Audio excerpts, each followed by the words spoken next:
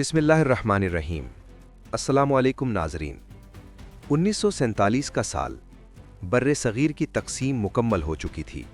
ایک نیا ملک وجود میں آیا تھا، لیکن اس نئے ملک کے پاس نہ مکمل ریاستی ڈھانچہ تھا، نہ مستحکم معیشت اور نہ ہی ادارہ جاتی تسلسل۔ پاکستان کے ابتدائی دنوں میں سب سے بڑا مسئلہ صرف سرحدوں کا دفاع نہیں تھا، بلکہ ان لوگوں کا مستقبل بھی تھا جو اس دفاع کے لیے اپنی جوانی، صحت اور زندگی وقف کرنے والے تھے۔ 1947 کے بعد کے چند برسوں میں پاکستانی فوج کی تشکیل ہو رہی تھی۔ زیادہ تر افسران اور جوان برطانوی ہند کی فوج سے منتقل ہو کر آئے تھے۔ ان کی عمریں مختلف تھیں، لیکن ایک بات مشترک تھی: ریٹائرمنٹ کے بعد زندگی کا کوئی واضح نظام موجود نہیں تھا۔ پینشن کا ڈھانچہ کمزور تھا، مہنگائی تیزی سے بڑھ رہی تھی، اور ریاست خود مالی بحران کا شکار تھی۔ 1950 کے آغاز میں راولپنڈی اور لاہور جیسے شہروں میں ریٹائرڈ فوجیوں کی حالت پر اندرونی سطح پر گفتگو شروع ہو چکی تھی۔ بہت سے سابق فوجی چھوٹے کرائے کے گھروں میں رہ رہے تھے، کچھ عارضی ملازمتیں کر رہے تھے اور کچھ بالکل بے روزگار تھے۔ ریاست کے پاس اتنے وسائل نہیں تھے کہ ہر ریٹائرڈ فوجی کو مکمل مالی تحفظ فراہم کر سکے۔ اسی ماحول میں پاکستان کی فوجی قیادت کے سامنے ایک بنیادی سوال کھڑا ہوا: کیا ریٹائرڈ فوجیوں کی فلاح کے لیے کوئی ایسا نظام بنایا جا سکتا ہے جو ریاستی بجٹ پر مسلسل بوجھ نہ بنے اور خود اپنے پاؤں پر کھڑا ہو سکے؟ یہی سوال بعد میں ایک بڑے ادارے کی بنیاد بنا۔ 1954 میں پاکستان کی فوج کے اعلیٰ افسران نے ایک فلاحی ادارے کے تصور پر کام شروع کیا۔ یہ تصور سادہ تھا: ایک ایسا فنڈ قائم کیا جائے جو فوجی اہلکاروں کی تنخواہوں سے معمولی کٹوتی کے ذریعے جمع ہو۔ اس فنڈ کو کاروباری سرگرمیوں میں لگایا جائے اور حاصل ہونے والی آمدن ریٹائرڈ فوجیوں اور ان کے خاندانوں پر خرچ کی جائے۔ 1954 ہی میں اس ادارے کو باضابطہ شکل دی گئی۔ اس کا نام رکھا گیا فوجی فاؤنڈیشن۔ ابتدا میں یہ کوئی بڑی سلطنت نہیں تھی، نہ بڑے کارخانے تھے، نہ سینکڑوں کمپنیاں۔ یہ ایک چھوٹا سا فلاحی ٹرسٹ تھا جس کا بنیادی مقصد صرف ایک تھا: فوجیوں کی فلاح۔ ابتدائی برسوں میں فوجی فاؤنڈیشن کے پاس سرمایہ محدود تھا، وسائل کم تھے، انتظامی ڈھانچہ بھی سادہ تھا۔ زیادہ تر فیصلے فوجی افسران کرتے تھے جن کا تجربہ جنگ اور نظم و ضبط میں تھا، نہ کہ کاروبار میں۔ اسی لیے ابتدا میں سرمایہ کاری نہایت محتاط انداز میں کی گئی۔ 1954 کے آخر اور 1960 کے آغاز میں فوجی فاؤنڈیشن نے سب سے پہلے زرعی شعبے کی طرف توجہ دی۔ اس وقت پاکستان ایک زرعی ملک تھا، زمین نسبتاً سستی تھی اور خوراک کی طلب مسلسل بڑھ رہی تھی۔ فوجی فاؤنڈیشن نے پنجاب اور خیبر پختونخوا کے کچھ علاقوں میں زرعی زمین خریدی۔ یہ زمینیں عام کسانوں کے ہاتھوں میں نہیں آئیں، یہ زمینیں ایک منظم ادارے کے کنٹرول میں تھیں۔ یہاں جدید زرعی طریقے متعارف کروائے گئے، آب پاشی کے بہتر نظام لگائے گئے۔ اس کا فائدہ یہ ہوا کہ پیداوار میں اضافہ ہوا اور فوجی فاؤنڈیشن کو ابتدائی مستقل آمدن ملنے لگی۔ اسی دوران پاکستان کی مجموعی معیشت بھی بدل رہی تھی۔ ایوب خان کے دور میں صنعتی ترقی کو ریاستی پالیسی کا حصہ بنایا گیا، صنعتوں کو مراعات دی گئیں، بینک قرضے فراہم کر رہے تھے، درآمدی مشینری پر سہولتیں دی جا رہی تھیں۔ فوجی فاؤنڈیشن نے اس ماحول کو غور سے دیکھا۔ 1960 کے وسط میں فوجی فاؤنڈیشن نے پہلی بار صنعت میں قدم رکھنے کا فیصلہ کیا۔ یہ فیصلہ اچانک نہیں تھا۔ کئی برسوں کے مشاہدے کے بعد یہ سمجھ آ چکی تھی کہ صرف زرعی آمدن مستقبل میں کافی نہیں ہوگی۔ آبادی بڑھ رہی تھی، مہنگائی کا دباؤ بڑھ رہا تھا، فلاحی اخراجات بھی بڑھنے تھے۔ پہلی صنعتی سرمایہ کاری نسبتاً محفوظ شعبے میں کی گئی: کھاد کی صنعت۔ اس وقت پاکستان میں کھاد کی شدید قلت تھی، کسان مہنگی درآمدی کھاد پر انحصار کر رہے تھے، حکومت مقامی پیداوار بڑھانا چاہتی تھی۔ فوجی فاؤنڈیشن نے اس موقع کو دیکھا اور کھاد کے کارخانے کے منصوبے پر کام شروع کیا۔ یہاں ایک اہم نقطہ سامنے آتا ہے: فوجی فاؤنڈیشن ایک عام نجی کمپنی نہیں تھی، اس کے پیچھے ریاستی طاقت، فوجی نظم و ضبط اور حکومتی اعتماد موجود تھا۔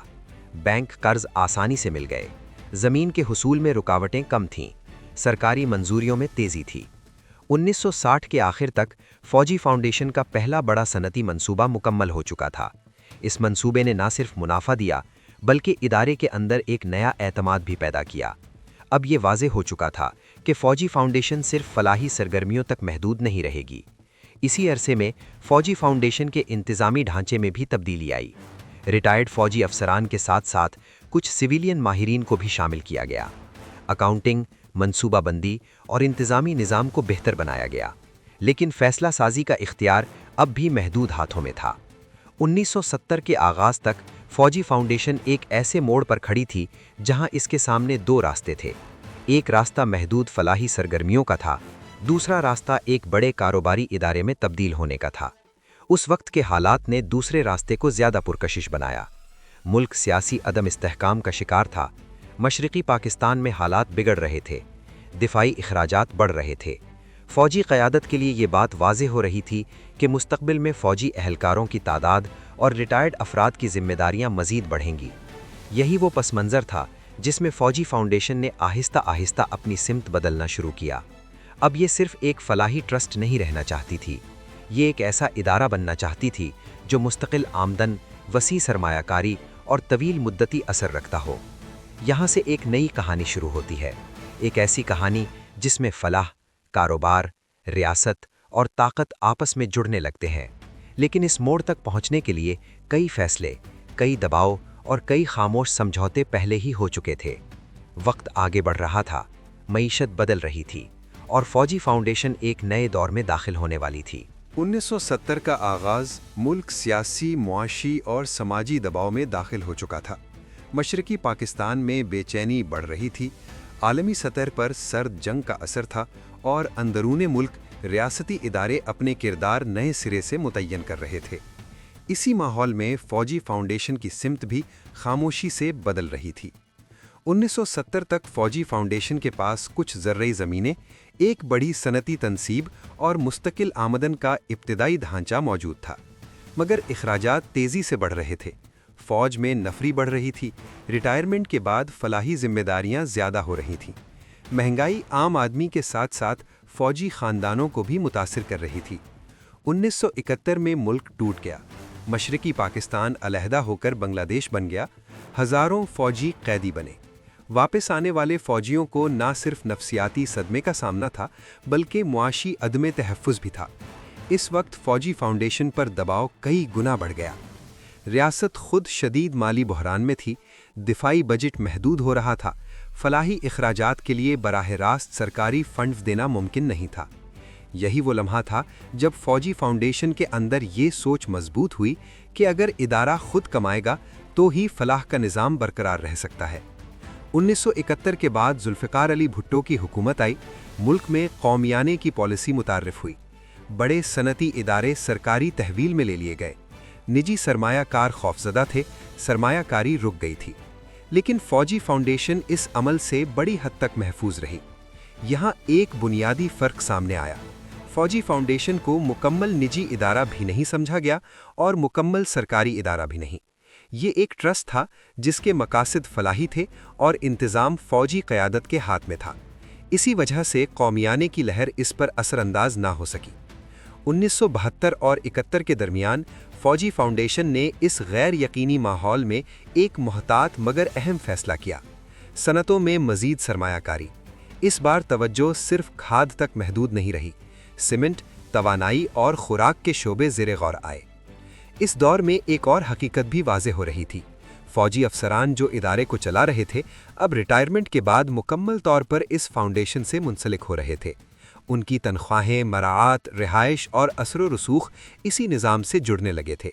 यूं फाउंडेशन सिर्फ फलाही इदारा नहीं रही बल्कि एक मुकम्मल करियर ढांचा बनती जा रही थी।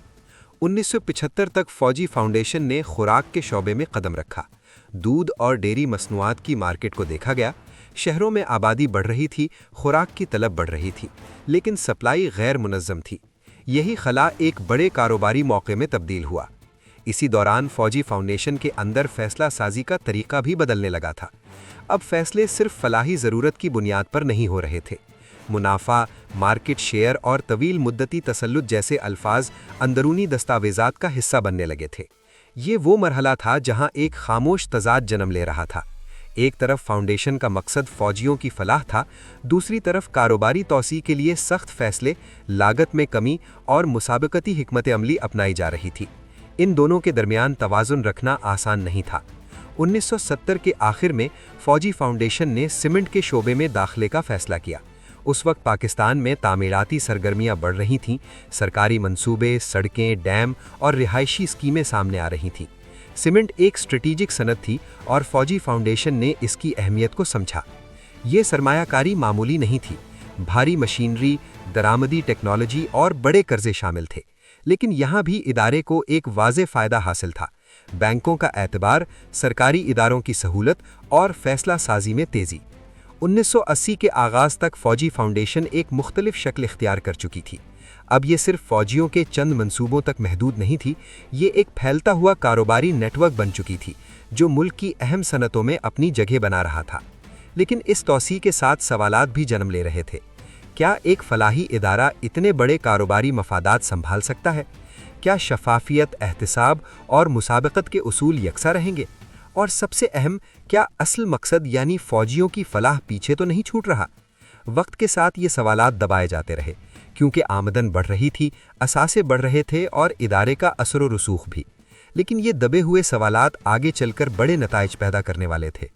معیشت ایک نئے مرحلے میں داخل ہو رہی تھی، ضیاء الحق کا دور قریب تھا، ریاست، فوج اور معیشت کے تعلقات مزید گہرے ہونے والے تھے، اور فوجی فاؤنڈیشن اس نئے دور میں پہلے سے کہیں زیادہ طاقتور کردار ادا کرنے جا رہی تھی۔ 1980 کا سال، جنرل ضیاء الحق کا دور شروع ہو چکا تھا۔ ملک میں مارشل لاء نافذ تھا، سیاسی سرگرمیاں محدود تھیں اور ریاستی طاقت کا مرکز واضح طور پر فوج کے پاس تھا۔ اسی ماحول میں فوجی فاؤنڈیشن کو وہ ادارہ جاتی تحفظ اور اثر و رسوخ ملا جو کسی عام کاروباری گروپ کے لیے ممکن نہیں تھا۔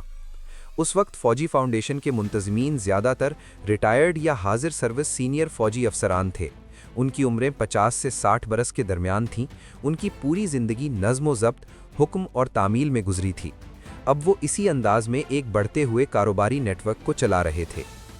1980 کے آغاز میں پاکستان کی معیشت بیرونی امداد پر تیزی سے انحصار کرنے لگی۔ افغان جنگ شروع ہو چکی تھی، امریکہ اور خلیجی ممالک سے ڈالر آ رہے تھے، تعمیرات، ٹرانسپورٹ اور بنیادی ڈھانچے میں تیزی آئی۔ ان تمام شعبوں میں فوجی فاؤنڈیشن پہلے ہی موجود تھی۔ سیمنٹ کے کارخانے پوری رفتار سے چلنے لگے، سرکاری منصوبوں میں سپلائی کے ٹھیکے مل رہے تھے، ادائیگیاں نسبتاً بروقت ہو رہی تھیں۔ مارکیٹ میں مسابقت کم تھی کیونکہ بہت سے نجی سرمایہ کار سیاسی غیر یقینی کی وجہ سے پیچھے ہٹ چکے تھے۔ اسی دور میں فوجی فاؤنڈیشن نے توانائی کے شعبے میں بھی دلچسپی لینا شروع کی۔ بجلی کی قلت بڑھ رہی تھی، صنعتوں کو مسلسل لوڈ شیڈنگ کا سامنا تھا، حکومت متبادل حل تلاش کر رہی تھی۔ فوجی فاؤنڈیشن نے اس خلا کو ایک موقع کے طور پر دیکھا۔ 1982 سے 85 کے درمیان فاؤنڈیشن نے پاور جنریشن سے متعلق منصوبوں پر فیزیبلٹی سٹڈیز کروائیں۔ یہ وہ مرحلہ تھا جہاں کاروبار اور ریاستی پالیسی کے درمیان حد مزید دھندلی ہونے لگی، کیونکہ جن مسائل کو حکومت حل کرنا چاہتی تھی انہی میں فوجی فاؤنڈیشن سرمایہ کاری کر رہی تھی۔ اسی دوران ادارے کے اندر مالیاتی نظم بھی بدل رہا تھا۔ اب سالانہ بجٹ، منافع کے اہداف اور کارکردگی رپورٹس تیار کی جا رہی تھیں۔ فلاحی اخراجات کو ایک مستقل فیصد سے جوڑ دیا گیا، یعنی پہلے منافع کمایا جائے، پھر فلاح پر خرچ کیا جائے۔ یہ ایک بنیادی تبدیلی تھی۔ ابتدا میں فاؤنڈیشن کا مقصد فلاح تھا اور کاروبار ایک ذریعہ۔ اب عملی طور پر کاروبار مرکز میں آ چکا تھا اور فلاح اس کے بعد آ رہی تھی۔ لیکن یہ تبدیلی کسی تحریری اعلان کے ذریعے نہیں ہوئی، یہ آہستہ آہستہ روزمرہ فیصلوں میں شامل ہوتی گئی۔ 1985 کے بعد فوجی فاؤنڈیشن نے ڈیری اور خوراک کے شعبے میں بڑے پیمانے پر توسیع کی۔ شہری آبادی بڑھ رہی تھی، دودھ اور خوراک کی طلب بڑھ رہی تھی۔ فوجی فاؤنڈیشن نے جدید پلانٹ لگائے، کولڈ چین متعارف کروائی اور برانڈنگ پر توجہ دی۔ یہ وہ وقت تھا جب عام صارف پہلی بار فوجی فاؤنڈیشن کے نام کو روزمرہ زندگی میں محسوس کرنے لگا۔ دودھ کے پیکٹ، خوراک کی مصنوعات اور سیمنٹ کے تھیلے مارکیٹ میں نظر آنے لگے۔ ادارہ اب صرف فوجی حلقوں تک محدود نہیں رہا تھا۔ اسی توسیع کے ساتھ افرادی قوت میں بھی اضافہ ہوا۔ ہزاروں سویلین ملازمین مختلف کارخانوں اور دفاتر میں کام کرنے لگے، لیکن ان کے لیے ادارے کا نظم وہی تھا: فوجی انداز، سخت درجہ بندی، محدود آواز۔ یہاں ایک اور تضاد پیدا ہوا۔ سویلین ملازمین ایک ایسے ادارے میں کام کر رہے تھے جو نہ مکمل طور پر نجی تھا، نہ مکمل سرکاری۔ مزدور قوانین، یونین سازی اور لیبر تنازعات میں اکثر ابہام رہتا تھا۔ فیصلے اندرونی سطح پر ہوتے تھے اور بیرونی نگرانی کم تھی۔ 1980 کے آخر تک فوجی فاؤنڈیشن کا اثاثہ جاتی حجم نمایاں طور پر بڑھ چکا تھا۔ زرعی زمینیں، صنعتیں، برانڈز اور نقدی ذخائر۔ فاؤنڈیشن اب پاکستان کے بڑے کاروباری گروپس کی صف میں کھڑی تھی، لیکن اس کی شناخت اب بھی فلاحی ٹرسٹ کی تھی۔ اسی شناخت نے اسے ایک منفرد فائدہ دیا: ٹیکس میں رعایتیں، زمین کے حصول میں آسانی، سرکاری بینکوں سے نرم شرائط پر قرضے اور سب سے بڑھ کر احتساب سے ایک فاصلہ۔ 1988 میں جنرل ضیاء الحق کا دور ختم ہوا، ملک ایک بار پھر جمہوری سیاست کی طرف بڑھا، لیکن فوجی فاؤنڈیشن کا سفر رکا نہیں۔ اب یہ ادارہ اتنا مضبوط ہو چکا تھا کہ سیاسی تبدیلیاں اس کے بنیادی ڈھانچے کو متاثر نہ کر سکیں۔ جمہوری حکومتیں آئیں گئیں، پالیسیاں بدلیں، لیکن فوجی فاؤنڈیشن نے خود کو ہر ماحول کے مطابق ڈھال لیا، کیونکہ اس کی طاقت صرف کاروبار میں نہیں تھی بلکہ اس کے ادارہ جاتی تعلقات میں تھی۔ لیکن جوں حجم بڑھ رہا تھا، پیچیدگیاں بھی بڑھ رہی تھیں۔ شفافیت کے سوالات، مفادات کے ٹکراؤ اور یہ بنیادی سوال کہ ایک فلاحی ادارہ کب ایک کارپوریٹ سلطنت بن جاتا ہے، یہ سوالات ابھی منظر عام پر نہیں آئے تھے، مگر اندرونی سطح پر دباؤ جمع ہو رہا تھا، اور آنے والے برسوں میں یہی دباؤ فوجی فاؤنڈیشن کو ایک نئے اور زیادہ حساس مرحلے میں لے جانے والا تھا۔ 1990 کا آغاز۔ جنرل ضیاء الحق کے بعد ملک ایک بار پھر جمہوری دور میں داخل ہو چکا تھا۔ اقتدار کی باغ ڈور منتخب حکومتوں کے پاس تھی، مگر ریاستی ڈھانچے کے اندر طاقت کی پرانی لکیریں اب بھی موجود تھیں۔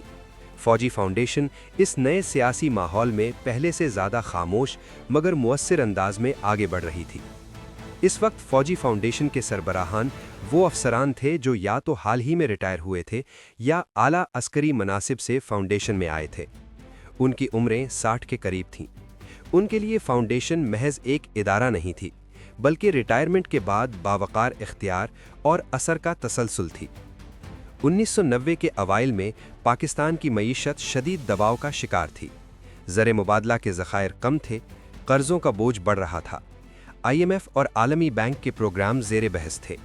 نجکاری، ڈی ریگولیشن اور مارکیٹ اکانومی کے الفاظ پالیسی دستاویزات میں آنے لگے۔ یہ وہ لمحہ تھا جب فوجی فاؤنڈیشن نے خود کو ایک نئے زاویے سے پیش کیا۔ اب وہ صرف فلاحی ٹرسٹ نہیں تھی، بلکہ ایک مستحکم، منافع بخش اور نظم و ضبط والا کاروباری گروپ تھی۔ حکومتوں کے لیے یہ ایک قابل اعتماد پارٹنر بن چکی تھی۔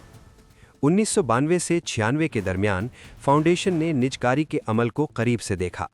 کئی سرکاری ادارے فروخت ہو رہے تھے یا خسارے میں تھے، نجی سرمایہ کار محتاط تھے، لیکن فوجی فاؤنڈیشن کے پاس سرمایہ، ریاستی تعلقات اور طویل مدتی سوچ موجود تھی۔ اسی دور میں فاؤنڈیشن نے اپنی موجودہ صنعتوں کو مزید مضبوط کرنے پر توجہ دی۔ سیمنٹ پلانٹس کی استعداد بڑھائی گئی، ڈیری اور خوراک کے شعبے میں نئی مصنوعات متعارف ہوئیں، زرعی زمینوں کو جدید طریقوں سے استعمال کیا گیا۔ مقصد واضح تھا، مارکیٹ پر گرفت مضبوط رکھنا۔ لیکن توسیع کے ساتھ ایک اور حقیقت بھی سامنے آنے لگی۔ فاؤنڈیشن کا اندرونی نظام شفاف نہیں تھا۔ اس کے مالی گوشوارے عام کمپنیوں کی طرح عوامی نہیں ہوتے تھے۔ پارلیمنٹ میں اس پر بحث محدود تھی۔ آڈیٹنگ کا نظام اندرونی تھا، بیرونی نگرانی کم تھی۔ اسی دوران فلاحی اخراجات اور کاروباری منافع کے درمیان فرق واضح ہونا شروع ہو گیا تھا۔ اگرچہ سرکاری بیانات میں کہا جاتا تھا کہ منافع فوجیوں کی فلاح پر خرچ ہوتا ہے، لیکن تفصیلات واضح نہیں ہوتی تھیں۔ کتنی رقم کہاں گئی، کس بنیاد پر خرچ ہوئی، یہ سوال اکثر بغیر جواب کے رہتے تھے۔ 1990 کی دہائی میں فاؤنڈیشن کے ملازمین کی تعداد میں نمایاں اضافہ ہوا۔ اب یہ صرف فوجی خاندانوں تک محدود نہیں تھی، ہزاروں سویلین شہری اس کے کارخانوں، دفاتر اور منسوخوں سے وابستہ تھے، لیکن ان کے لیے ادارے کی نوعیت مبہم تھی۔ مزدور قوانین کا اطلاق کہاں تک ہوتا ہے، یونین بنانے کا حق ہے یا نہیں، تنازعات اس فورم پر جائیں، یہ سوالات اکثر واضح نہیں ہوتے تھے، کیونکہ فاؤنڈیشن نہ مکمل طور پر نجی تھی نہ مکمل سرکاری۔ اسی ابہام نے ادارے کو ایک فائدہ بھی دیا۔ کئی معاملات عدالتوں تک پہنچنے سے پہلے ہی دب جاتے تھے۔ لیبر تنازعات اندرونی کمیٹیوں میں نمٹا دیے جاتے تھے۔ میڈیا کی توجہ محدود رہتی تھی۔ 1998 میں پاکستان کے ایٹمی دھماکے ہوئے، عالمی پابندیاں لگیں، معیشت مزید دباؤ میں آ گئی، نجی صنعتیں مشکلات کا شکار ہوئیں، لیکن فوجی فاؤنڈیشن نسبتاً محفوظ رہی۔ اس کی صنعتیں بنیادی ضروریات سے جڑی تھیں: خوراک، سیمنٹ، کھاد۔ یہ دور فاؤنڈیشن کے لیے ایک اور سبق لے کر آیا۔ بحران کے زمانے میں بھی اگر ادارہ ریاستی ڈھانچے کے قریب ہو تو اس کے اثرات محدود رہتے ہیں۔ یہی سوچ آگے چل کر مزید فیصلوں کی بنیاد بنی۔ 1999 में एक बार फिर मार्शल लॉ लगा। जनरल मुशर्रफ इक़्तिदार में आ गए। रियासत और फौज का ताल्लुक एक बार फिर बराह रास्त हो गया। फौजी फाउंडेशन के लिए ये माहौल नया नहीं था, मगर अब इसका हुजम कहीं बढ़ा था।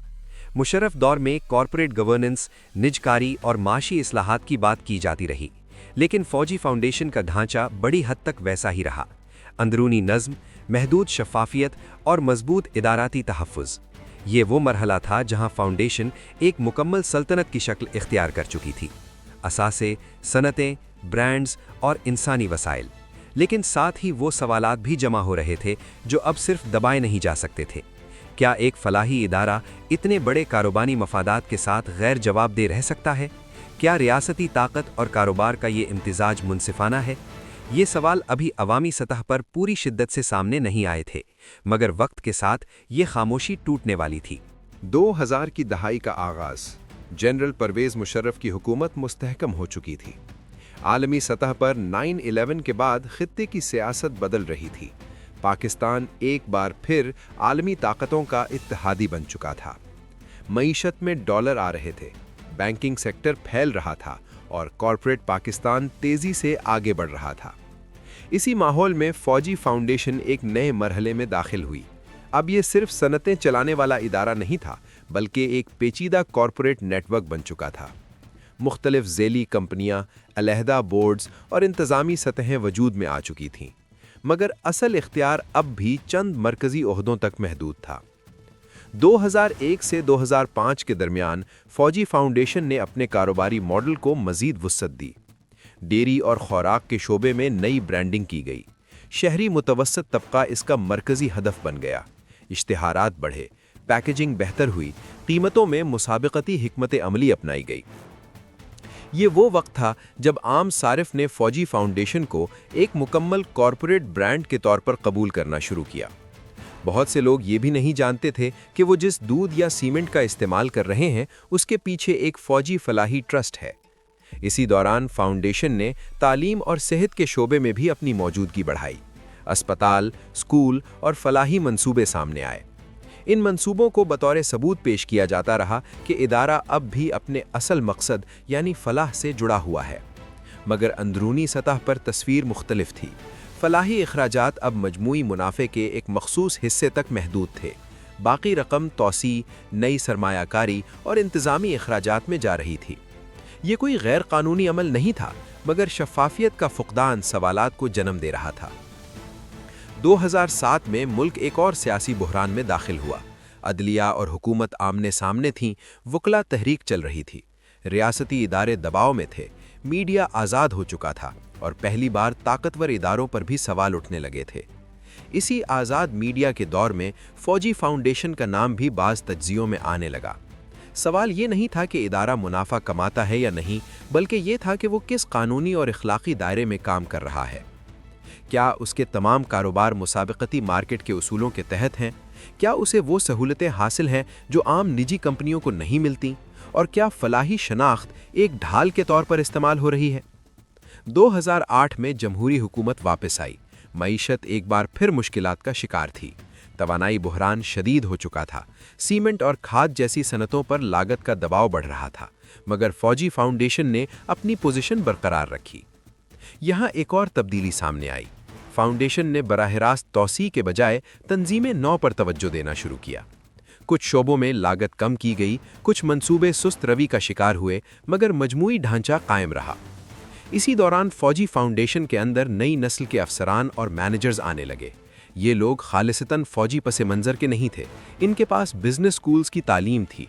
कॉरपोरेट जुबान, कारकर्दगी इशारिये और जदीद मैनेजमेंट टूल्स इनके साथ आए। ये तब्दीली बज़ाहिर मुस्बत थी, मगर इसने एक नया तनाव भी पैदा किया। एक तरफ पुराना फौजी नज़्म, दूसरी तरफ जदीद कॉरपोरेट सोच। फैसला साजी में इख्तलाफात बढ़ने लगे, मगर ये इख्तलाफात आवाम के सामने नहीं आए। 2010 के बाद फौजी फाउंडेशन एक ऐसे मरहले में दाखिल हो चुकी थी जहां उसकी कामयाबी ही उसका सबसे बड़ा खतरा बनने लगी थी।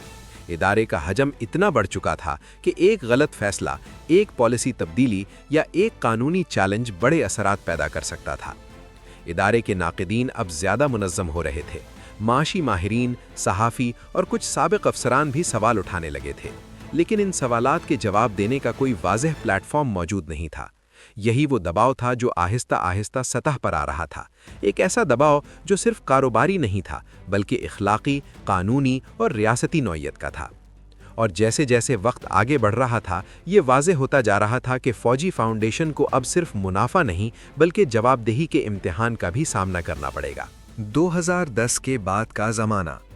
پاکستان کی معیشت سست روی، توانائی بحران اور مالی خساروں کے ایک طویل دور میں داخل ہو چکی تھی۔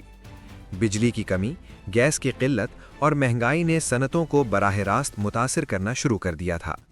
یہی وہ حالات تھے جن میں فوجی فاؤنڈیشن کے کاروباری ماڈل کی اصل آزمائش شروع ہوئی۔ اس وقت فوجی فاؤنڈیشن کے مرکزی فیصلے کرنے والے افراد زیادہ تر 60 سے 65 سال کی عمر میں تھے۔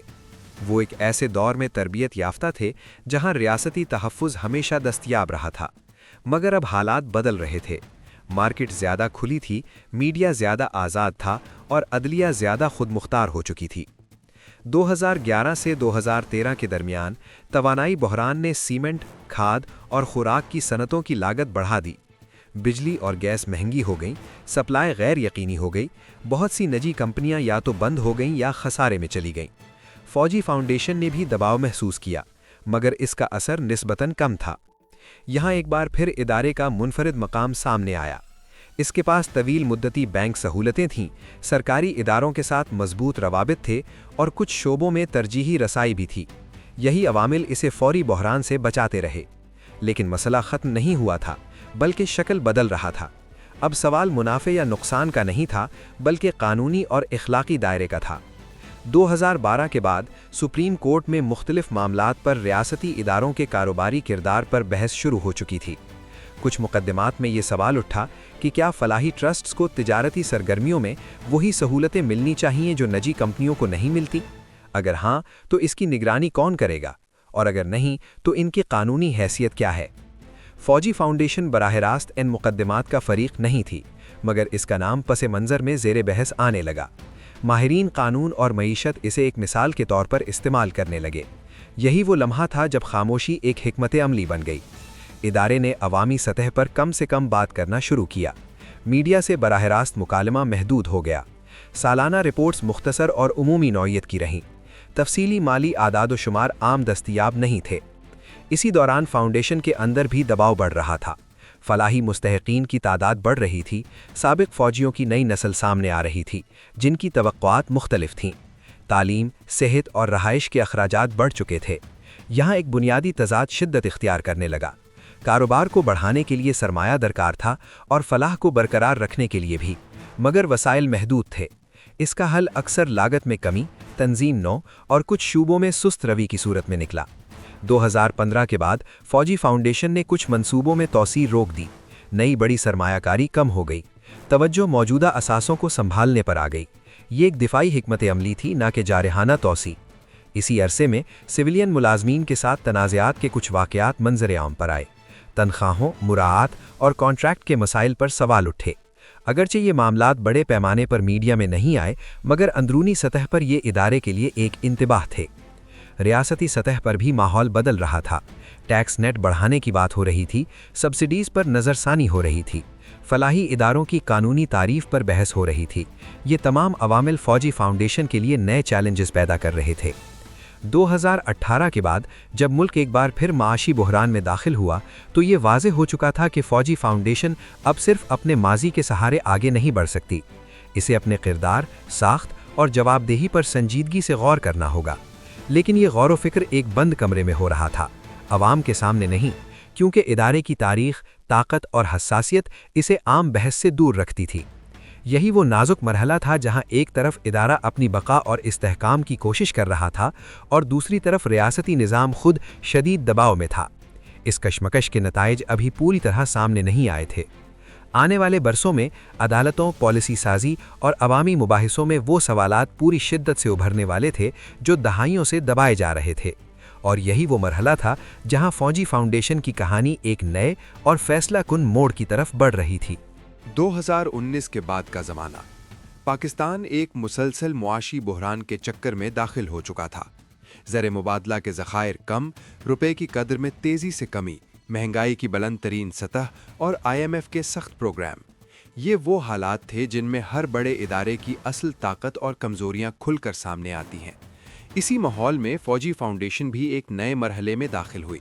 अब ये सिर्फ एक ताकतवर कारोबारी ग्रुप नहीं थी, बल्कि एक ऐसा इदारा बन चुकी थी जिस पर रियासती पॉलिसियों, अदालती फैसलों और अवामी सवालात का बराह रास्त असर पड़ने लगा था। 2020 में कोरोना वबा फैली, पूरा मुल्क बंद हो गया, सन्नतें लुक गईं, सप्लाई चेन मुतासिर हुई, लाखों अफराद बेरोजगार हुए। फौजी फाउंडेशन की सन्नतें भी मुतासिर हुईं, खास तौर पर सीमेंट और डेयरी के शोबे। लेकिन यहाँ एक बार फिर फर्क वाज़ेह हुआ। जहाँ कई निजी इदारे बंद हो गए, वहाँ फौजी फाउंडेशन के कारखाने मुकम्मल तौर पर बंद नहीं हुए। वबा के दौरान फाउंडेशन ने अपने फराही मंसूबों को नुमाया किया। अस्पतालों में सहूलियात, राशन की तकसीम और तिबी मुआवनत, ये इक़दामात सरकारी बयानात और मीडिया रिपोर्ट्स का हिस्सा बने। मगर इसी के साथ ये सवाल भी उठा कि वबा जैसे बहरान में भी इस इदारे की माली तफसीलात अवाम के सामने क्यों नहीं आईं। 2021 और 22 में मुल्क शदीद सियासी अदम इस्तिहकाम का शिकार हुआ। हुकूमतें बदलीं, पार्लियामेंट तहलील हुई, मईशत मजीद दबाव में आई। इसी दौरान सुप्रीम कोर्ट और हाई कोर्ट्स में मुख्तलिफ मुकदमात में ये उसूल वाज़ेह किया गया कि रियासती इदारों और उनसे मुंसलिक ट्रस्ट्स को भी कानून के दायरे में रहकर काम करना होगा। अगरचे फौजी फाउंडेशन किसी एक बड़े अदालती फैसले का बराह रास्त मौजू नहीं बनी, मगर अदालती ऑब्जर्वेशंस में ये बात बार बार दोहराई गई कि फलाही इदारों की कमर्शियल सरगर्मियों पर शफाफियत और निगरानी ज़रूरी है। ये एक वाज़ेह इशारा था। 2023 में पाकिस्तान की मईशत तारीख के मुश्किल तरीन सालों में दाखिल हुई। महंगाई 40% के करीब पहुंची, बिजली और गैस के नरखों में गैर मामूली इजाफा हुआ, सन्नतों की लागत नाकाबिले बर्दाश्त हो गई। इस दौरान फौजी फाउंडेशन की कुछ सन्नतों में पैदावार कम हुई और कुछ में कीमतों का दबाव सारिफ तक मुंतकिल हुआ। यहाँ आम आवाम पहली बार बराह रास्त मुतासिर हुई। सीमेंट, दूध और खुराक की कीमतों में इजाफे ने मुतवस्सित तबके को शदीद मुतासिर किया। अगरचे ये इजाफा सिर्फ फौजी फाउंडेशन तक महदूद नहीं था, मगर चूंकि ये इदारा फलाही शनाख्त रखता है, इसलिए इस पर सवाल ज़्यादा शिद्दत से उठे। इसी अरसे में साबिक फौजियों की फलाह से मुताल्लिक कुछ ग्रुप्स ने भी आवाज़ उठाना शुरू की। सवाल ये था कि इतनी बड़ी कारोबारी सल्तनत के बावजूद फलाही फ़वाइद क्यों महदूद है, पेंशन, इलाज और रिहाइश के मसाइल क्यों बरकरार है। 2024 और 2025 में हुकूमत ने टैक्स नेट बढ़ाने और फलाही ट्रस्ट से मुताल्लिक इस्लाहात पर काम शुरू किया। फेडरल बोर्ड ऑफ रेवेन्यू और दीगर इदारों ने ये वाज़ेह किया कि कमर्शियल सरगर्मियों पर टैक्स कवानीन का इतलाक यकसा होना चाहिए। अगरचे इस अमल की तफसीलात आहिस्ता आहिस्ता सामने आ रही हैं, मगर सिमत वाज़ेह है। आज फौजी फाउंडेशन एक ऐसी हकीकत बन चुकी है जिसे ना मुकम्मल तौर पर तनकीद से अलग किया जा सकता है, ना मुकम्मल तौर पर रियासती कंट्रोल में लाया जा सकता है। ये एक अबूरी मॉडल है, फलाह और कारोबार के दरमियान खड़ा हुआ। इस कहानी में मुतासिर होने वाले लोग सिर्फ फौजी नहीं हैं, मुतासिर आम सारिफ भी है जो कीमतें अदा करता है, मुतासिर सिविलियन मुलाजिम भी है जिसकी आवाज़ महदूद है, और मुतासिर रियासत भी है जो शफाफियत और एतमाद के बहरान से गुजर रही है। फौजी फाउंडेशन की कहानी दरअसल पाकिस्तान के रियासती ढांचे की कहानी है, जहां नीयत फलाह की थी, मगर वक्त के साथ ताकत, कारोबार और खामोशी ने एक ऐसा निज़ाम बना दिया जिस पर सवाल उठाना भी मुश्किल हो गया। ये कोई एक स्कैंडल की कहानी नहीं, ये कोई अचानक धोखा नहीं, ये दहाइयों में बनने वाला एक मॉडल है। एक ऐसा मॉडल जिसमें नफ़ा, इख्तियार और फलाह एक दूसरे में गुडमड हो गए, और जब ये हुदूद धुंधली हो जाएं तो नुकसान सिर्फ किसी एक फरीक का नहीं होता, पूरा मुआशरा इसकी कीमत अदा करता है। अगर आपको ये कहानी पसंद आई तो लाइक करें, कमेंट करें और मनी स्टोरीज उर्दू को सब्सक्राइब करें।